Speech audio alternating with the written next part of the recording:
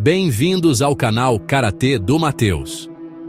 Obrigado a todos que têm curtido, hypado e participado do canal todos os dias. O tema de hoje foi sugerido pelo inscrito Gerlan Araújo. Na descrição do vídeo consta o link de compra do meu e-book O Karatê Além da Luta e o link do meu site de camisetas a quem tiver interesse. Agora, vamos para o conteúdo de hoje. No século XVII, o reino de Ryukyu era um cruzamento único de culturas. As ilhas, hoje conhecidas como Okinawa, eram um lugar de comércio vibrante e intercâmbio cultural. Fortes influências da China e do Japão moldaram sua sociedade, política e tradições. Este era um reino que precisava ser astuto, navegando pelas demandas de seus vizinhos maiores enquanto forjava sua própria identidade. Dentro deste mundo complexo, uma classe social distinta emergiu: os Peichin. Eram funcionários estudiosos, homens de aprendizado e influência que serviam à corte de Ryukyu. Eles não eram apenas burocratas. Esperava-se que fossem cultos, versados nas artes e responsáveis por manter a ordem e preservar as tradições. Era uma posição de grande respeito e dever. É dessa classe respeitada que Peichin Takahara, que viveu de 1683 a 1762, surgiu. Ele não era meramente um oficial do governo. Ele era um homem cujo legado ecoaria através dos séculos, moldando a própria alma das artes marciais de Okinawa. Vivendo na vila de Akata, Shuri, Takahara era um produto de seu ambiente. Ele encarnava os ideais da classe Peichin completamente. Ele era um estudioso, um cartógrafo e um astrônomo. Sua mente era tão afiada quanto qualquer lâmina, e sua compreensão do mundo ia muito além das margens de sua ilha natal. Mas por trás dessa superfície intelectual, havia um profundo compromisso com a arte da autodefesa.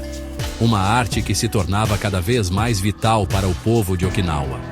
O clima político de Okinawa era de cuidadoso equilíbrio e tensão subjacente. O clã Satsuma do Japão havia invadido em 1609, colocando o reino de Ryukyu sob seu controle.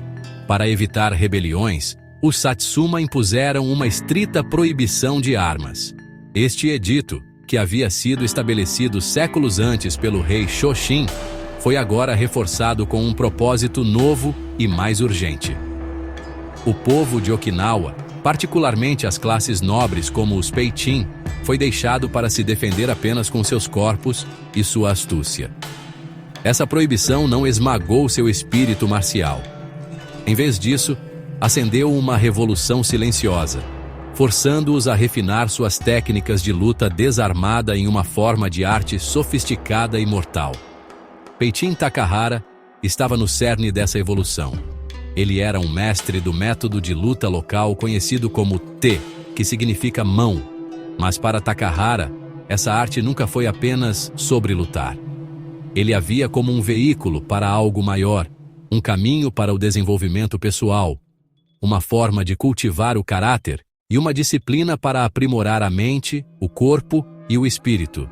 Ele era um verdadeiro estudioso guerreiro, uma figura cuja influência não era medida pelo número de batalhas que venceu, mas pela profundidade da sabedoria que compartilhava. O trabalho de sua vida não era criar lutadores, mas construir seres humanos melhores, uma filosofia que se tornaria a base do karatê moderno. A arte que Peichin Takahara dominou era conhecida simplesmente como Te, ou mão. Este era o sistema de luta indígena de Okinawa, nascido da necessidade e refinado ao longo de gerações. Não era um estilo único e formalizado como o karatê que conhecemos hoje. Em vez disso, o Te era um conjunto de princípios e técnicas transmitidas dentro das famílias e vilas, muitas vezes em segredo. Seu desenvolvimento foi diretamente moldado pela história da ilha. As repetidas proibições de armas significavam que os okinawanos tiveram que aprender a transformar seus próprios corpos em armas. Suas mãos, pés, cotovelos e joelhos se tornaram as ferramentas de sua defesa. A arte era prática, direta e brutalmente eficaz, projetada para a autoproteção no mundo real.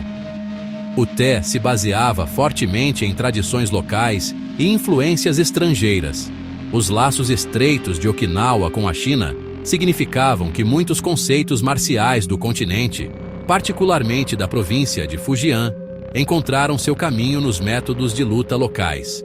Oficiais viajantes, mercadores e emissários trouxeram de volta o conhecimento do boxe chinês, conhecido como Kwanfa ou Kempo. Essas técnicas foram integradas com as próprias artes marciais nativas de Okinawa, criando um sistema híbrido único.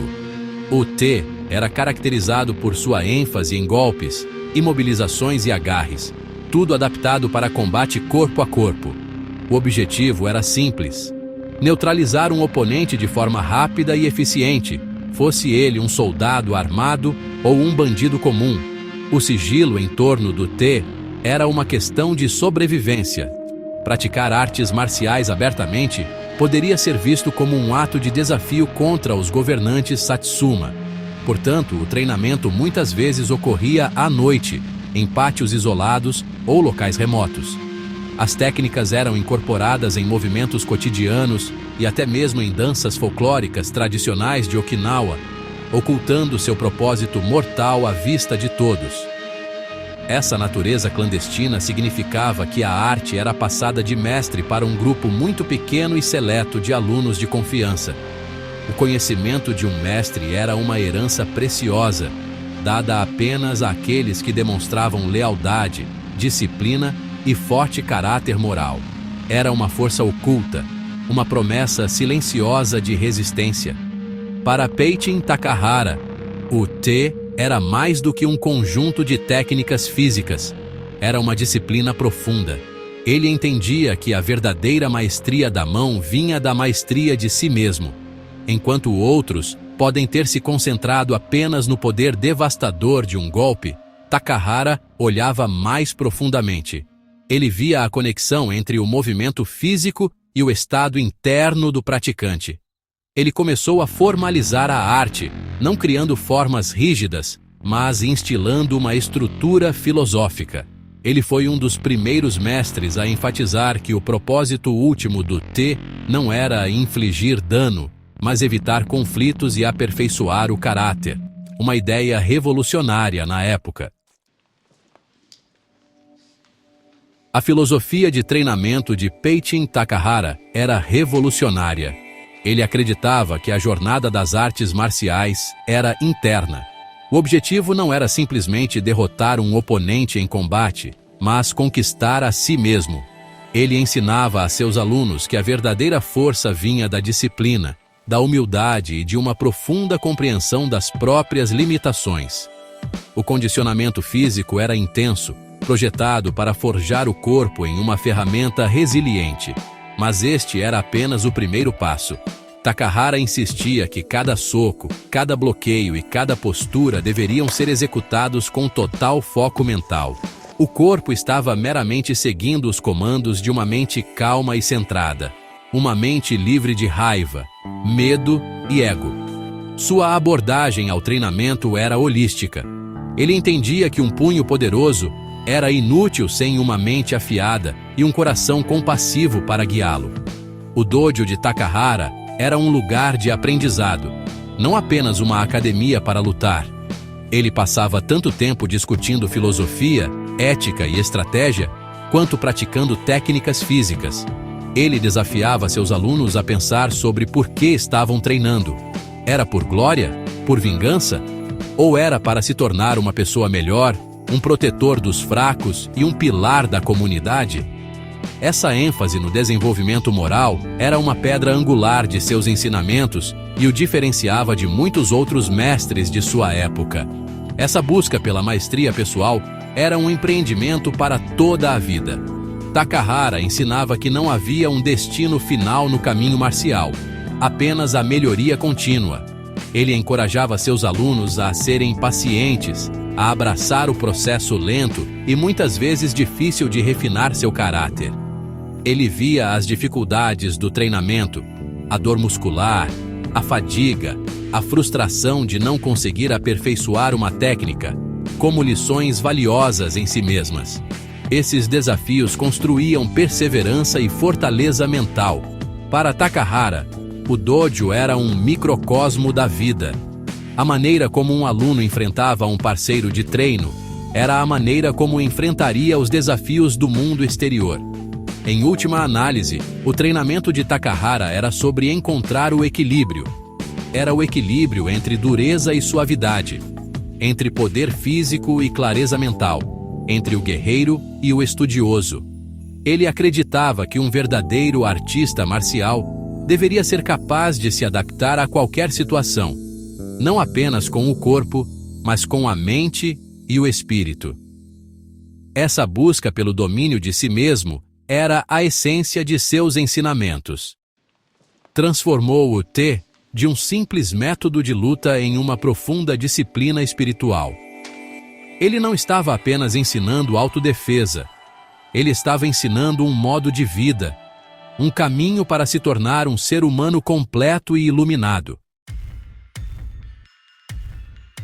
Peitin Takahara era muito mais do que um artista marcial. Ele era um homem de ciência e um intelectual respeitado. Esse background acadêmico lhe deu uma perspectiva analítica única sobre as artes de luta. Como astrônomo e cartógrafo renomado, ele foi treinado para observar, medir e entender os princípios subjacentes do mundo ao seu redor. Ele aplicou essa mesma mentalidade científica ao seu estudo do T. Ele não se contentava em simplesmente imitar movimentos transmitidos por gerações. Em vez disso, ele procurou entender a biomecânica, a física e a anatomia que tornavam uma técnica eficaz. Sua mente era, sem dúvida, sua maior arma, e ele a usou para desconstruir e refinar a arte. Seu trabalho como cartógrafo exigia uma precisão incrível e uma compreensão de ângulos, distâncias e relações espaciais. Takahara trouxe essa mesma precisão para suas artes marciais. Ele analisou os ângulos ideais para golpear e bloquear, as maneiras mais eficientes de mover o corpo para gerar o máximo de poder e as distâncias críticas a serem mantidas durante o combate. Ele via o corpo humano como um sistema complexo de alavancas e pontos de apoio, e ensinou a seus alunos como usar esses princípios a seu favor. Essa abordagem científica permitiu que seus alunos superassem oponentes maiores e mais fortes, não pela força bruta, mas por uma técnica superior e uma aplicação mais inteligente da energia. Essa curiosidade intelectual se estendeu ao seu estudo da anatomia humana. Takahara entendia os pontos vitais do corpo, não apenas como alvos a serem atingidos, mas como parte de uma rede complexa. Ele estudou quais pontos poderiam ser usados para incapacitar um oponente com força mínima e quais golpes poderiam ser letais. Esse conhecimento não era para agressão, mas para controle e eficiência. Isso reforçou sua crença de que um verdadeiro mestre não precisa usar força excessiva. Uma técnica precisa e bem colocada, baseada em uma profunda compreensão do corpo, era muito mais eficaz e demonstrava um nível mais alto de habilidade e disciplina do que um golpe selvagem e poderoso. Suas atividades acadêmicas também o tornaram um professor e filósofo natural. Ele era capaz de articular conceitos marciais complexos de forma clara e lógica, tornando-os acessíveis a seus alunos. Ele não apenas lhes mostrava o que fazer, ele explicava por que funcionava. Essa base intelectual deu aos seus ensinamentos uma profundidade rara para sua época. Ao fundir a prática física do T com o rigor intelectual de um estudioso, Peitin Takahara elevou a arte.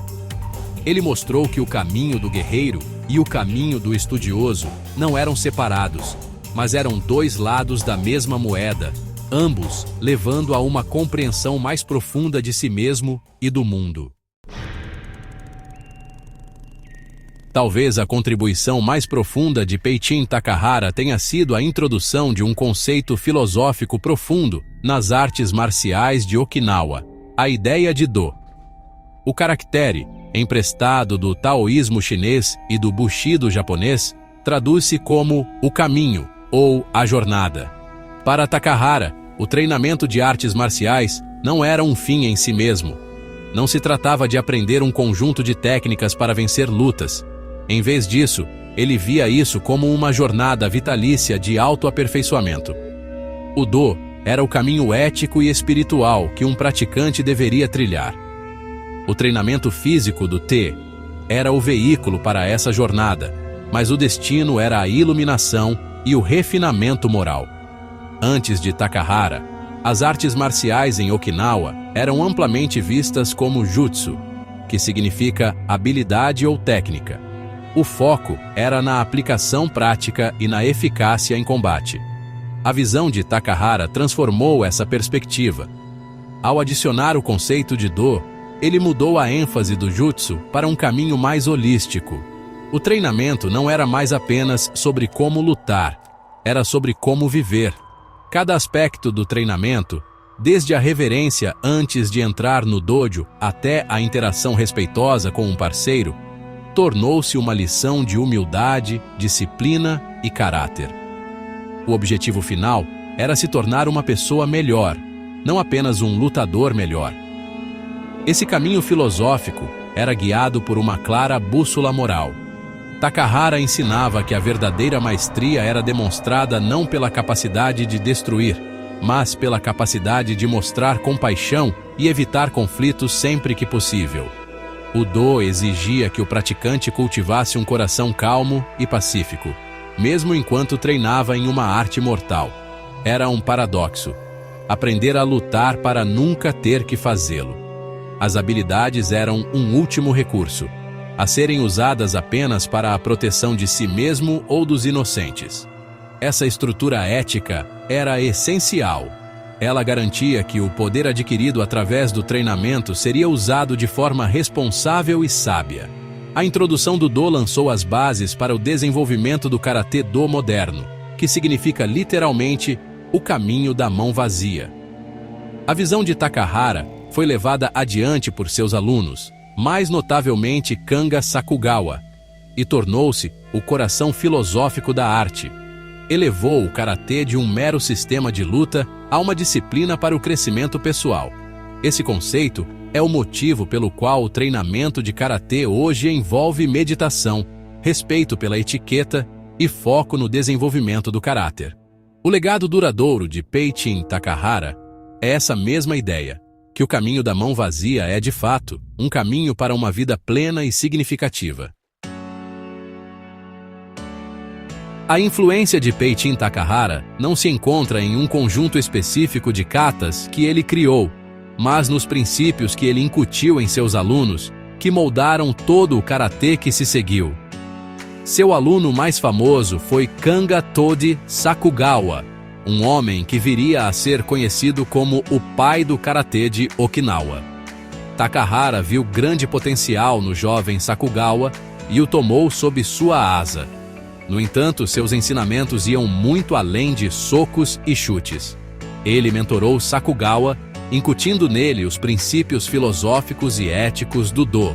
Ele o ensinou que ser um verdadeiro artista marcial era sobre caráter, integridade e um compromisso vitalício com o autoaperfeiçoamento. A sabedoria de Takahara como professor é melhor exemplificada por seu encorajamento a Sakugawa para buscar conhecimento em outro lugar. Depois de treinar com ele por muitos anos, Takahara reconheceu que Sakugawa poderia se beneficiar de diferentes perspectivas. Ele encorajou seu aluno a viajar para a China e treinar com o mestre Kusanku, um adido militar chinês conhecido por sua experiência em Quanfa. Esse ato mostrou uma humildade incrível e um profundo compromisso com o crescimento de seu aluno. Takahara não estava interessado em criar discípulos que fossem meras cópias de si mesmo. Ele queria fomentar mestres independentes que continuariam a evoluir a arte. Ele codificou sua filosofia em 3 princípios centrais, que ele imprimiu em Sakugawa e em todos os seus alunos. O primeiro foi Ijo, que significa compaixão, humanidade e misericórdia. Esta era a base moral. ensinando que um artista marcial deve ser um protetor, não um agressor. O segundo princípio era Ho, a aplicação prática. Isso se referia ao estudo científico da arte, as técnicas, estratégias e princípios de combate. Era o Como da arte. O princípio final era Katsu, que significa a compreensão completa e o domínio das técnicas e da filosofia, uma sabedoria que transcende o físico. Esses três pilares, compaixão, aplicação e maestria, tornaram-se a essência de seu legado. Hoje, o espírito de Peichin Takahara, o mestre invisível, vive em cada dojo de karatê em todo o mundo. Seu nome pode não ser tão famoso quanto o de seus alunos, mas sua influência é inegável. A ênfase no desenvolvimento do caráter, o conceito de karatê-do como um modo de vida e os valores de respeito, humildade e compaixão podem todos ser rastreados até seus ensinamentos. Ele foi o estudioso que deu consciência ao punho, o filósofo que deu ao guerreiro um caminho a seguir. O legado de Takahara não está escrito em pergaminhos ou gravado em pedra. Ele é forjado no caráter de cada verdadeiro karateca que pisa no tatame.